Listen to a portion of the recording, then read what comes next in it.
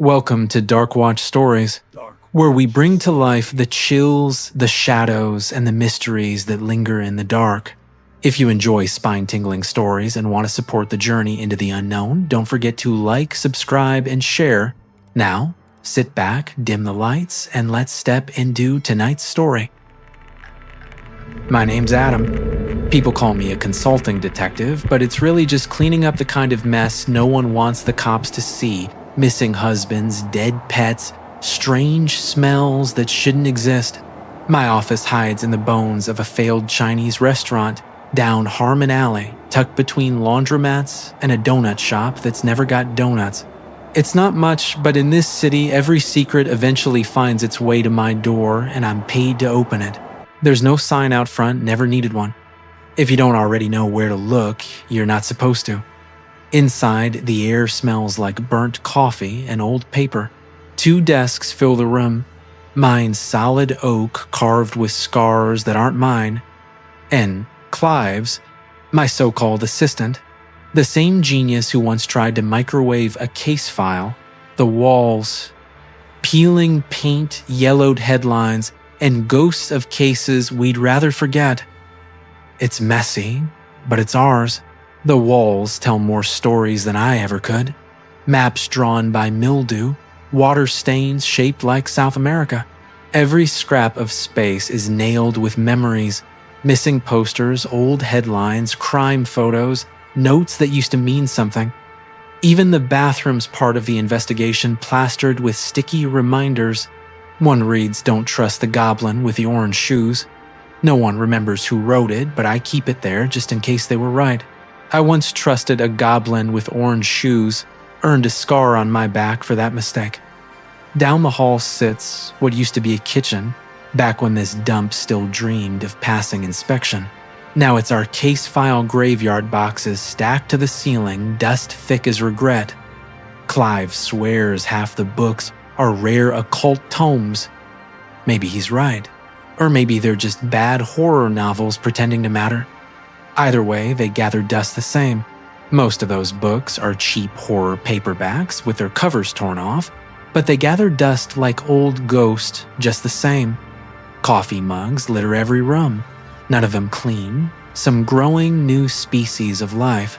Clive swears he'll wash them someday, but he never makes it past 2 before chasing some distraction, usually his own nonsense. I stopped reminding him. In this office, even the mold has seniority, and Clive's chaos just blends right in. Clive's just a kid, early 20s eyes, too curious for his own good voice that can wake the dead. He's obsessed with the occult, convinced every creak in the night is a sign of dark magic. Not wrong often enough to fire him, not right enough to leave alone. He says he missed the police academy because of politics. Maybe. I think the academy just didn't know what to do with someone who believes too much. I say it wasn't politics, it was his personality. Still, he's mine now. I let him have a desk answer the phones, sometimes even talk to clients once. Maybe twice, if I'm feeling generous. As for me, I've been in this line of work too long to believe in anything but evidence, rent, and caffeine. No sign with my name, no face in the papers. That's how I like it. Fame gets you noticed, and being noticed gets you dead. If you've got a problem no one else can solve, or one no one dares to touch, you eventually find your way here. That day Atlanta was drowning in rain, the kind that seeps through the roof and your bones alike. The bell above the door gave a tired jingle, more sigh than sound. I didn't bother looking up. Rain usually brings leaks, not clients. Then came the perfume. Soft, expensive, and out of place. That's when I finally looked up. She slipped in like a shadow that didn't want to exist. Black dress fitted just enough to whisper money hem brushing her knees. The kind of outfit that said funeral or trouble, maybe both. The sunglasses stayed on, though outside was fog thick enough to drown a car. Clive froze mid-pour stale coffee hovering over his stained mug. For once, he was quiet. You could feel the air shift, like the room itself knew something important had just walked in. Clive froze, blinking like someone had just changed the channel in his head. "Can I help you?" I asked, still not leaving my desk. She hesitated, then removed her sunglasses. The makeup was flawless, too flawless, but her eyes betrayed her. Red rims, puffed lids. Crying not just tonight, maybe all week. When she finally spoke, her voice trembled under the weight of exhaustion. "I heard you handle things," she said. And just like that, the real case had walked in. "That's one way to put it," I said, motioning to the chair. She sat with practiced grace, crossing her legs like someone who'd once been taught manners she no longer had the energy to keep. Clive hovered near the coffee machine until I shot him a look sharp enough to cut through his curiosity. He sat pretending to look busy. "My name is Eve Monroe," she began softly. "My husband, he died 3 months ago. Military. Afghanistan.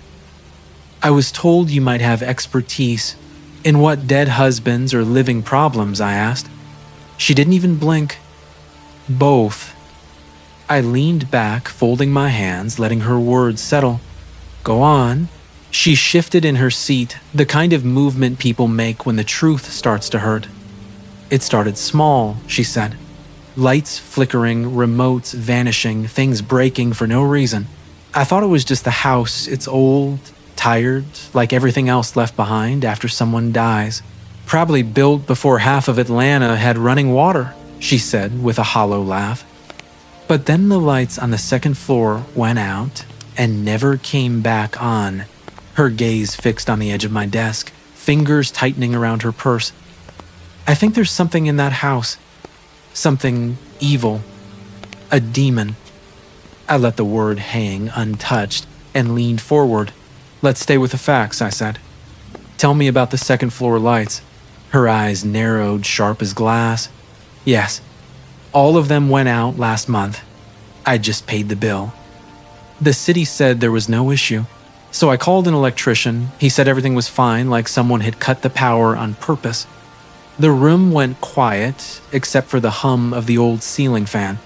Clive cleared his throat, trying to sound useful. "That's weird." Eve didn't even glance at him. She wasn't talking to him anymore. She reached into her bag and pulled out a stack of glossy photos, her hands trembling just enough to betray the calm in her voice. "I started seeing words," she said, "spray painted. Inside my house. Always overnight." She spread the pictures across my desk, kitchen cabinets, a bathroom mirror, a hallway door. The photos weren't fake.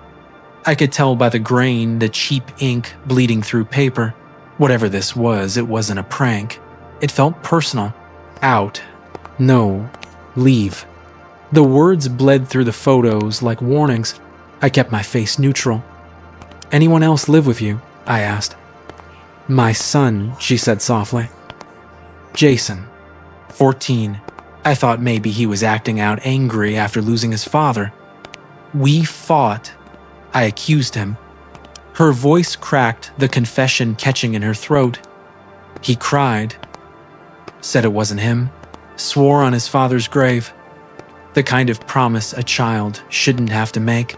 Her hands trembled as she pulled out one last photo. "This was from last week," she whispered. A bedroom wall, white paint, cheap and uneven. Above the bed, in thick dripping strokes, "God is dead." I stared at the words until the room felt smaller. She said nothing more. Outside, the rain slammed harder against the windows, the city holding its breath. Behind me, the radiator clunked once, like an old heart remembering how to break. She said the last thing that happened was the stairs. Jason had been coming down when someone shoved him hard enough to send him flying. 12 steps. He hit the tile face first and screamed so loud the neighbors called the cops. She thought he was dead. It was only a broken arm, but that didn't matter. You could see it in her eyes, the kind of fear that doesn't fade with casts or medicine. Whatever haunted that house had already touched her family. The real break wasn't in the arm, it was in her trust. Since that night, they hadn't dared go upstairs. Clothes still folded in drawers, toothbrushes still waiting in their cups, beds left unmade like open wounds. She packed a single bag, took Jason, and fled to her mother's house a few neighborhoods over. But she wasn't here to escape. She was here to reclaim what was hers, the home her husband had left behind, the last piece of him she refused to lose. She said the house was all they had left of him, paid off solid frame, a yard that still caught the morning light. She spoke about it the way people talk about a loyal dog that suddenly turned mean, something once faithful, now dangerous. But she couldn't let it go. Pride, grief, maybe guilt, they all sounded the same in her voice. When she asked us to take the case, she didn't beg, didn't plead, but I knew if we said no, she'd go back anyway. I told her we'd take the case. Asked a few more questions, mostly about Jason. School friends' temper. She answered each one without hesitation. Good grades, quiet, too sensitive for his own good. But something in her tone shifted when I asked who sold them the house. For the first time, she went still, eyes unfocused, as if the name itself carried weight. That silence told me more than any word she could have said. She finally said her husband had bought the house at a foreclosure auction, no previous owner's name, no history attached.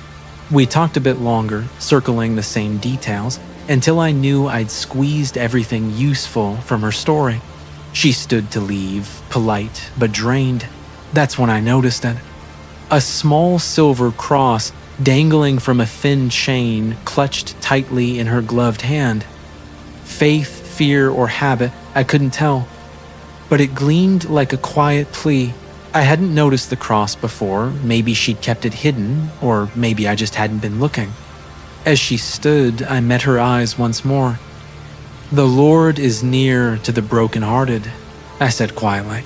My grandfather used to tell me that. She didn't answer, but her eyes shimmered, tears gathering without falling. She nodded instead, managing a fragile smile, the kind people wear when they're trying not to fall apart. Then she turned left, before the silence could break her, and the bell above the door gave one last soft jingle. Clive watched her leave, eyebrows climbing halfway to his hairline. "Didn't peg you for the Bible-quoting type," he said. I gathered the photos into a neat pile, more for order than reason, and reached for the nearest coffee mug. "I'm not," I replied. He tilted his head. Then why say it? I let the silence breathe before answering. Because sometimes the job isn't just about solving mysteries. It's about giving people something solid to hold on to when everything else feels like smoke. Especially when their life stops making sense, I said. Clive leaned back the chair, squeaking in protest. He didn't argue, just nodded slowly like he wanted to believe he understood. That's the thing about Clive. He feels before he thinks. Before we even left the office, he was halfway to the door, practically buzzing with caffeine and excitement. I made him sit. "You don't rush a haunting," I told him. "First we find the pattern, then we chase what's hiding behind it." I could see the restlessness in his hands, the way he kept patting his jacket pocket like the keys might teleport him straight to the scene. That's Clive: chase first, think never. I reached under my desk and pulled out my old laptop, dust clinging to its lid like age itself. A 2012 MacBook, heavy, stubborn, loyal. The sticker on the corner was half peeled, same as me. It used to hum like progress. Now it just wheezed like memory. Still, it always turned on. Eventually, I clicked it open. The screen flickered to life, slow but steady like an old dog waking from a nap. Clive stared as if I'd just conjured magic. "This still works?" he asked. "Better than you do," I said. He frowned but sat anyway. The fans wheezed like tired lungs as I turned the laptop toward him. "First step isn't chasing ghosts," I said. "It's finding the trail they left behind." The kid finally stopped bouncing. He was listening now. "It's about asking the right questions," I said. "You don't walk into a fire before checking where the exits are." Clive muttered something under his breath, probably about how I ruin all the fun, but he leaned closer anyway. When he focused, the kid could dig like a bloodhound. I handed him a yellow legal pad. Names, dates, anything that doesn't fit, I told him. He nodded, fingers already dancing across the keys, the caffeine finally finding a purpose. We already knew the buyer, the husband, through foreclosure. What we didn't know was the cellar and gaps like that are where the truth likes to hide. 15 minutes passed before Clive suddenly straightened, eyes wide behind the screen. "Got something," he said. I leaned over his shoulder. The auction site's cached listing still flickered on the page. Previous owner Diana Mercer.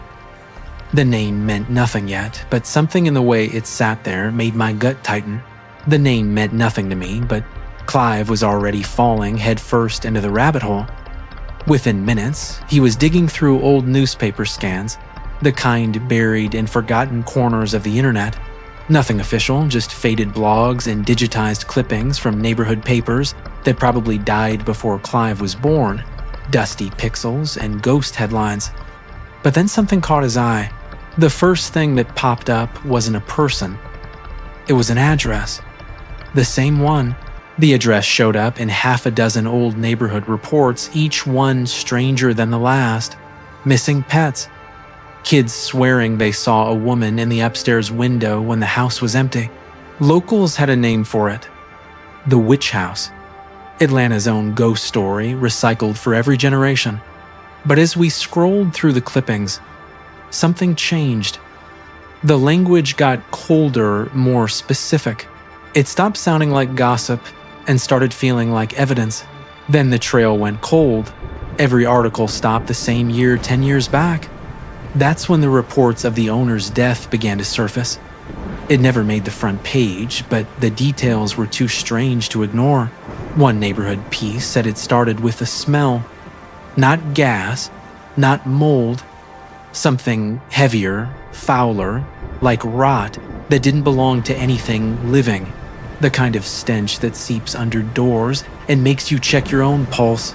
It was the kind of smell that sneaks under door frames and clings to fabric, the kind that makes you wash your hands even when they're clean. When no one answered the door, the police came knocking. What they found made headlines far beyond Atlanta. The woman was dead, found in her bathtub. That alone wasn't shocking. What was shocking were the details. Time of death, 3:07 p.m. Broad daylight. Whatever happened, it didn't bother hiding in the dark. The report was worse than rumor. The body had been drained completely. Not spilled, not soaked into the floor, emptied, as if something had vacuumed the life out from the inside. Every vein collapsed, every artery flat. The autopsy confirmed it, no trace of blood anywhere. And her left hand gone. Not cut, not injured, just missing, like it had never existed. Whatever did that wasn't human. It didn't kill for rage. It killed with purpose. The skin where the hand should have been wasn't torn or bloody. It was smooth sealed, as if flesh had grown over nothing, like the hand had never existed at all. The papers confirmed she'd been born whole, every limb accounted for. The police searched everything, the house, the drains, even dug up the yard. No hand, no trace. After that, the story dried up. No suspects, no follow-up. Just a mystery left to rot in silence. No suspects, no motive, no family, no friends, just a dead woman, and a story too strange for anyone to keep chasing. The case dried up, the house sealed, left to rot behind nailed boards and rumors. 3 years later, it resurfaced at a foreclosure auction, stripped of its history but not its curse. The name Diana Mercer meant nothing by then, only the whispers remained. Family after family moved in, hoping to make it a home. None of them lasted. Not one. Clive nearly shot out of his chair, eyes bright with caffeine and revelation. "That's it, the witch house, the blood, the missing hand, it all fits," he blurted. I didn't answer, just closed the laptop, letting the fan's hum fade into silence. Excitement was his currency. Patience was mine. It explains something I said, finally pushing the laptop aside. Not everything. His grin faltered. The difference between the two would be what kept us alive. He frowned, deflating like a balloon, losing air. Come on, a woman dabbling in the occult dies in a bloodless bathtub, and 10 years later, the same house starts acting haunted. You really think that's coincidence? I shook my head. No, but one piece doesn't make the picture. You don't start framing the puzzle before you've dumped out the box. He sighed, frustrated. Patience never came easy to him. Mystery, though, that was his oxygen. Clive sank back into his chair, slower this time. So, what do you think we're dealing with? He asked. I reached for my coat and stood. Not a demon. His brows shot up. But Mrs. Monroe. She thinks it's a demon, I cut in. And that's fair. Her world's falling apart, her son's hurt and fear, loves giving things names. But what we're after isn't from hell, it's something that once walked this earth and maybe still does. This Diana woman. She wasn't possessed, she was involved, I said. Clive blinked confusion and curiosity wrestling in his eyes. Involved how, witches, I replied. Not the fairy tale kind. Real people. The kind who borrow power from things they shouldn't. Clive frowned. So how's that different from a demon? I slipped into my coat and gave him a thin smile.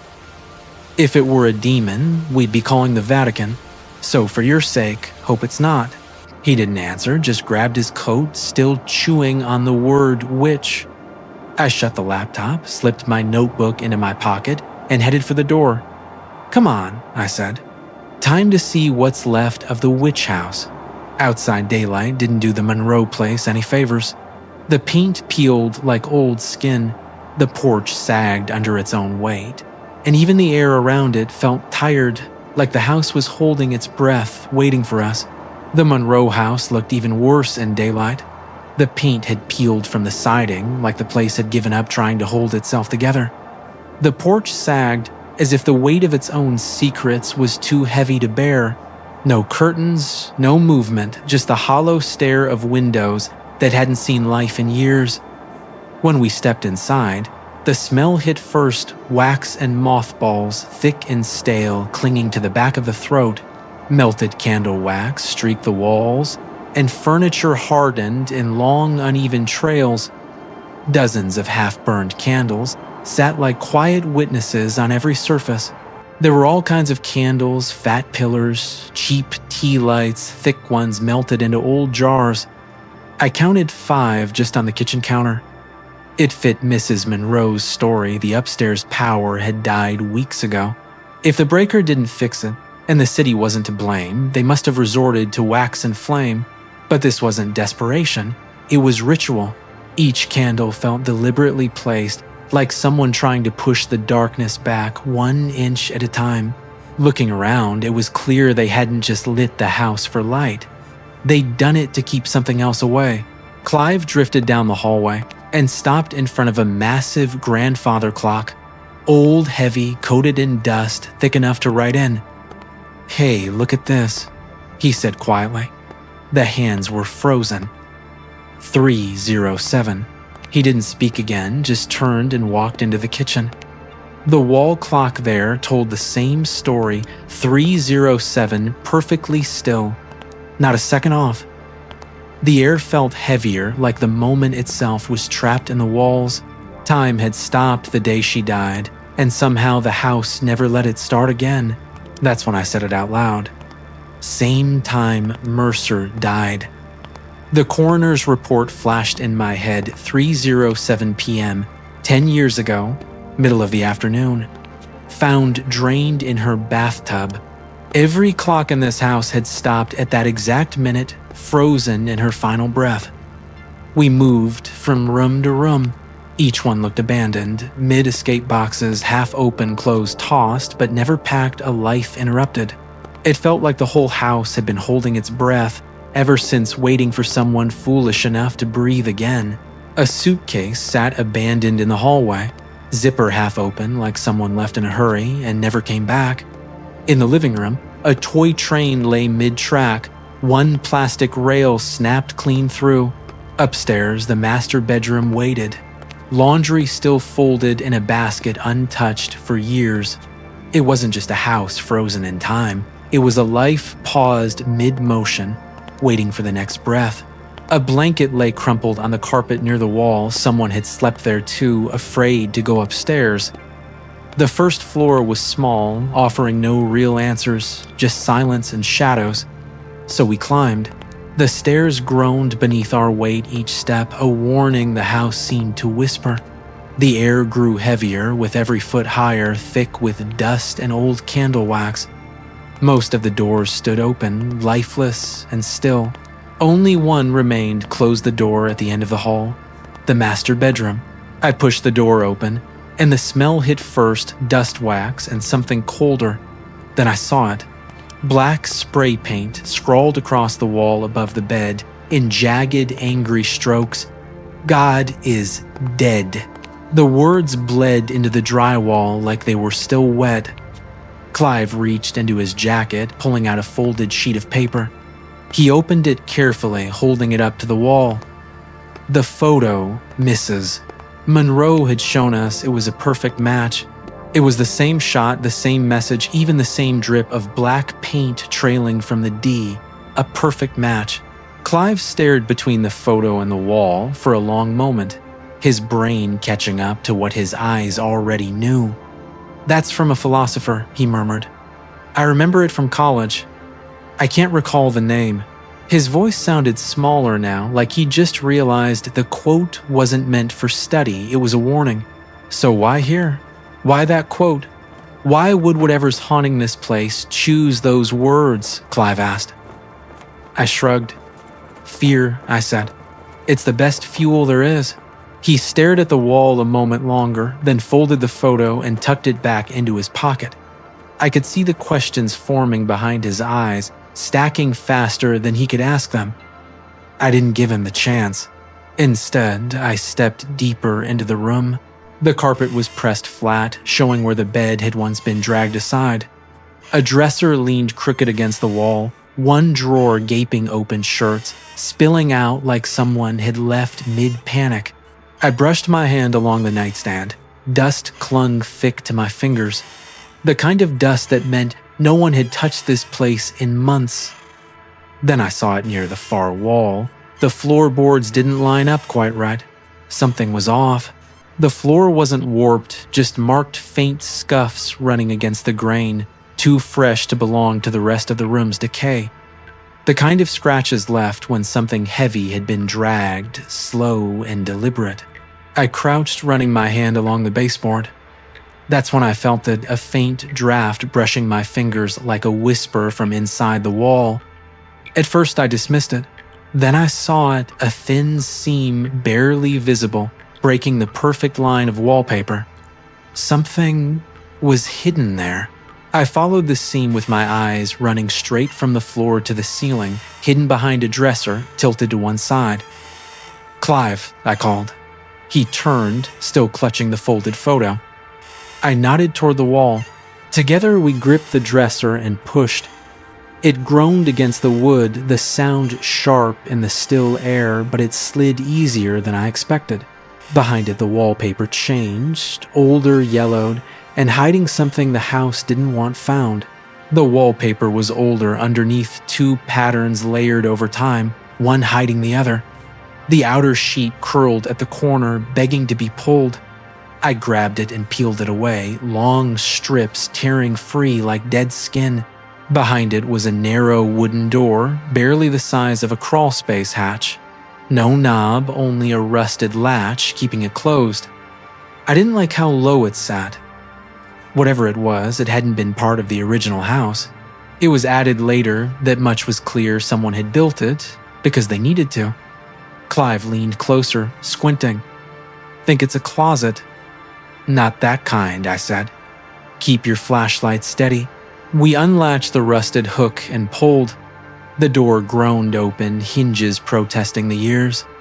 The smell shifted instantly.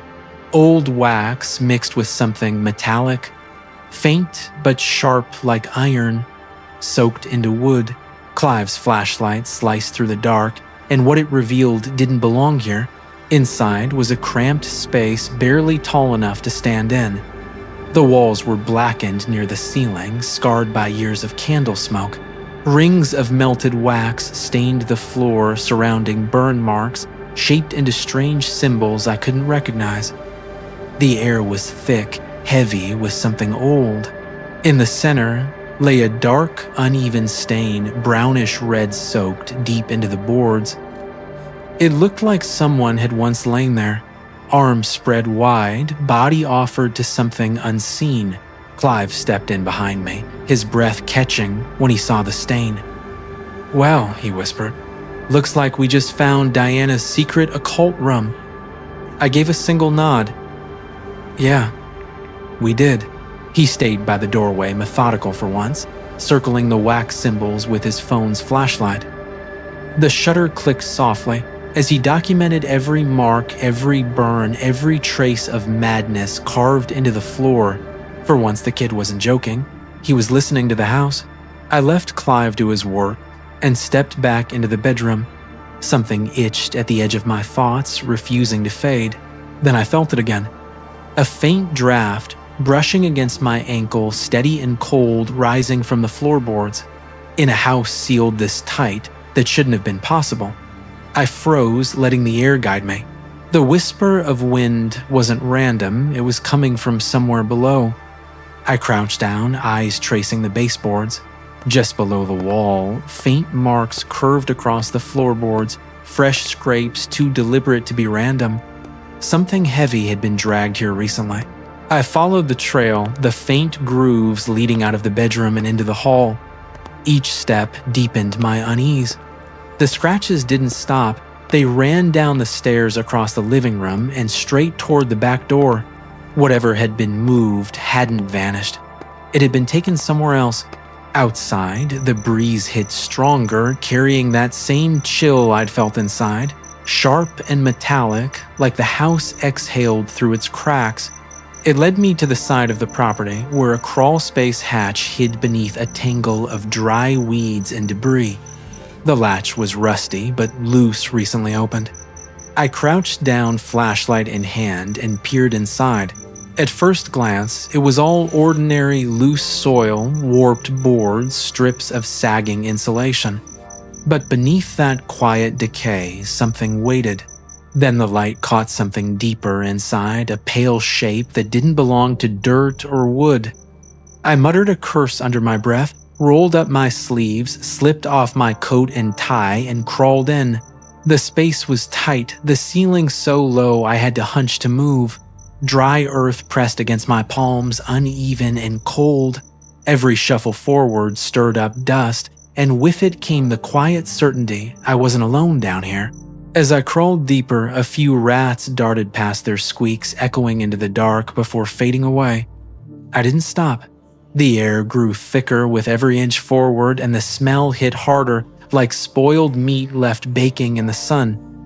It wasn't overpowering, just persistent clinging to the inside of my nose and throat.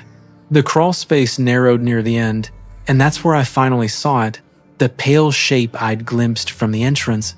A human hand lay in the dirt, pale and dry like it had been waiting. The nails were neatly trimmed, and a ruby ring glinted faintly on the middle finger, untouched by time. It wasn't decomposed, yet the stench of decay hung thick around it. The soil nearby was scarred with strange markings, rings of old wax poured in careful circles. Some lines still glistened faintly, others fractured with age, like the remains of a ritual frozen mid-act. Tiny bones were set neatly within the wax rings, not tossed but arranged with unsettling precision. Birds, maybe rats.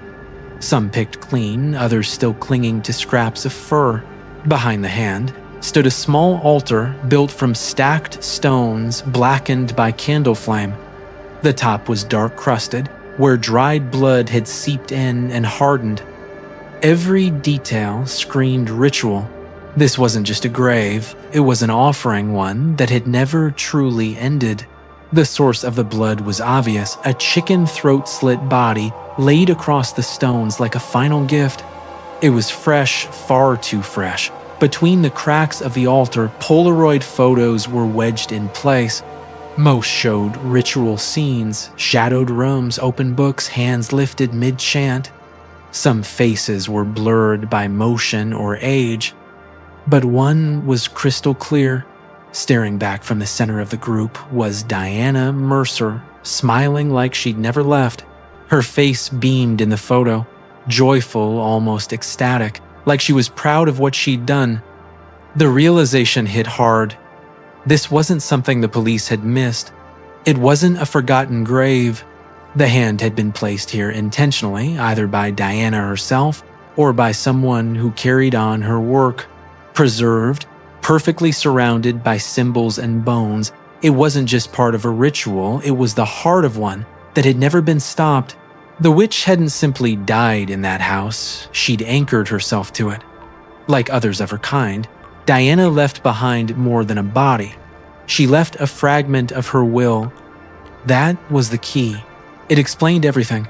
The clocks frozen at her death, the warnings on the walls, the heaviness in the air. Even the accidents weren't random. Witches rarely leave their chosen ground. They linger bound to the place that once gave them power. You see it in old tales Hansel and Gretel, the Rhode Island farmhouse of 1907. It's always the same story. A witch bargains with something beyond human reach, usually a demon, and receives power that isn't hers to keep. Borrowed power always demands payment, and sometimes death isn't enough to close the deal. The connection lingers through walls, through soil, through the very bones of a house. The air remembers. The objects hum with it, and what I found beneath the Monroe house proved it beyond any doubt. The deal was still breathing. Diana Mercer had never intended to leave this place, not in life, and certainly not in death. I turned flashlight steady in my hand and began crawling back through the dirt.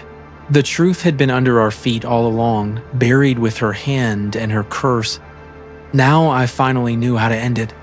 The house needed cleansing, complete, final. It was time to call the priest. By the time we returned to the Monroe house, the sun hung high, but the air still felt like midnight. The clouds hadn't shifted all morning, hanging low and heavy over the empty street.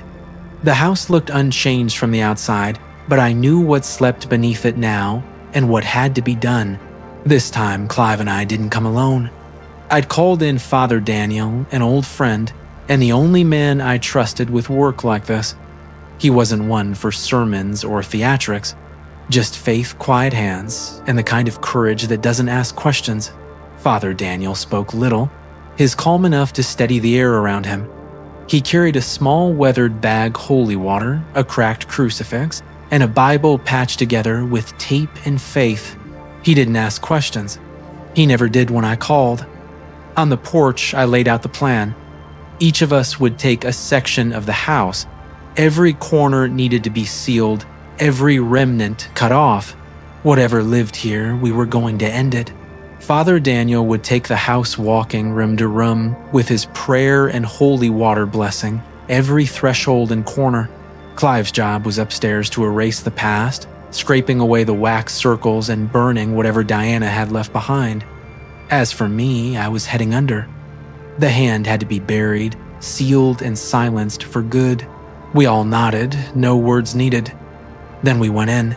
Father Daniel began in the living room, his voice low and steady, reciting the same verses I'd heard him whisper over 100 different kinds of darkness.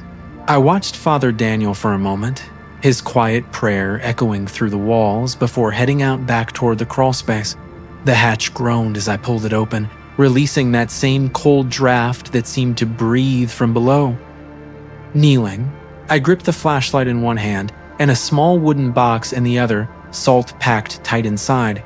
Then I slid back into the tunnel. The dirt felt dry beneath my palms. The rats were gone. Only silence remained.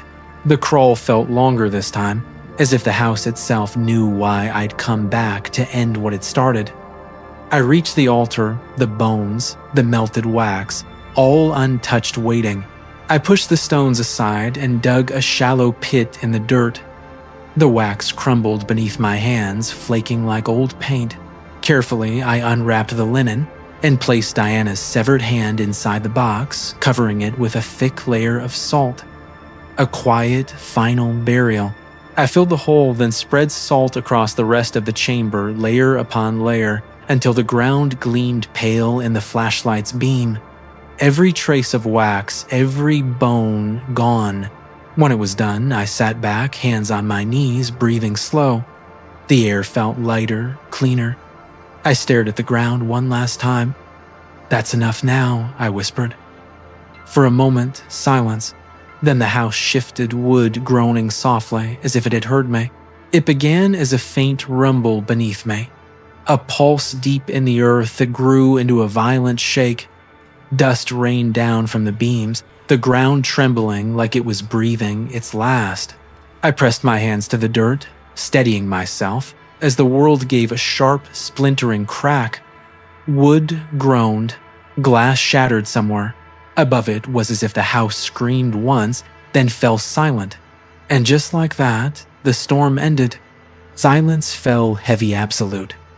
I stayed still, listening to the stillness settle like dust. When I was sure it was over, I turned and crawled back, the flashlight trembling in my hand. Dust hung in the air, swirling in the narrow beam of light like ghostly snow.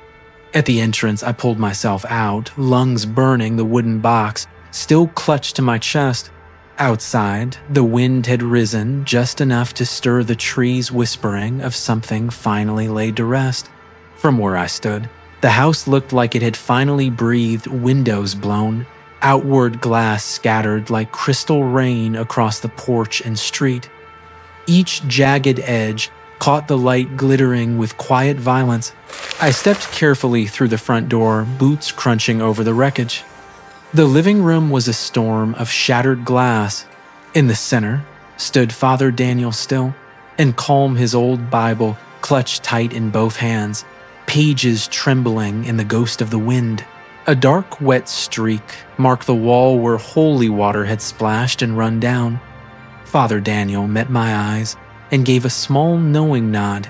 From upstairs, Clive appeared, stepping carefully down the stairs, a thin cut tracing just beneath his eye, fresh, shallow, but enough to leave a mark. He glanced around the wrecked room, then at me. His voice was quiet, trembling. "Is it over?" he asked. I nodded once. "Yeah," I said. "It's over." A few days had passed since we'd finished the job. The Monroe house finally rested. No more whispers, no more flickering lights dancing in the corners.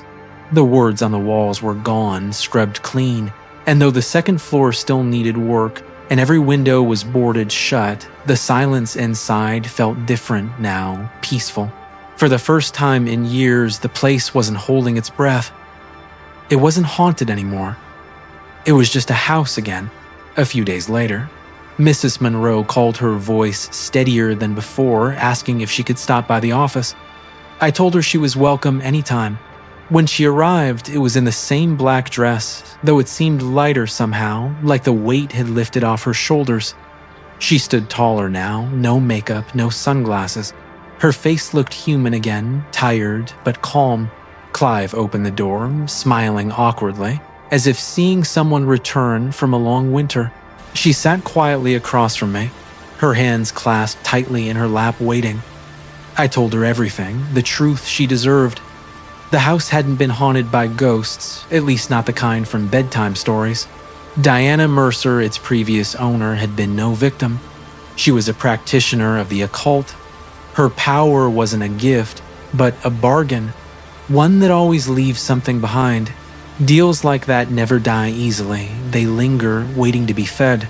Before her death, Diana hadn't just left memories, she'd left a piece of herself behind. Her severed hand, hidden beneath the floorboards, sealed in salt and ritual wax, became the anchor that bound her spirit to the house. As long as it remained, her will lingered. The Monroe family hadn't gone mad. The house truly had turned against them.